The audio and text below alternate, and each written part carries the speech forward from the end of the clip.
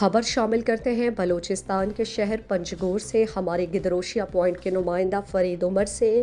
University of Makran Panjgur کے طلباء زہیب احمد، عاصم علی، باسط علی، شاہ حسین، عبدالوہاب، امان اللہ بلوچ، نوروز بلوچ،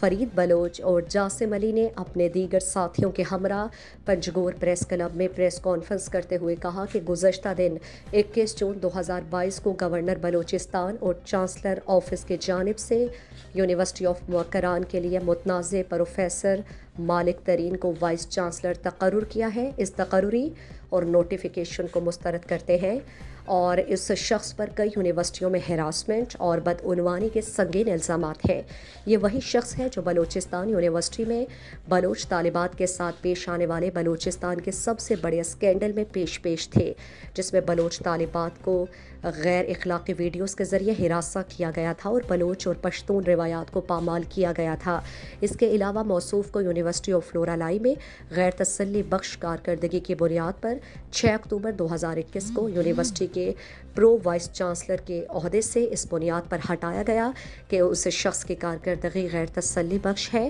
یہ اقدام مذکورہ شخص کی نااہلی کا منہ بولتا ثبوت ہے۔ اس پریس کانفرنس کے توسط سے حکام بالا اور اپنے معزز اداروں سے دست بستہ درخواست کرتے ہیں کہ طلباء کے مطالبات اور عوامی رد عمل کو دیکھتے ہوئے مذکورہ شخص کے آرڈرز کی منسوخی کو جاری رکھیں اور انہیں ہرگز یہ اجازت نہیں دیں کہ وہ آ کر ایک ایسی یونیورسٹی کا ماحول اور امیج خراب کریں جو ابھی حال ہی میں اپنے پیروں پر کھڑا ہوا ہے۔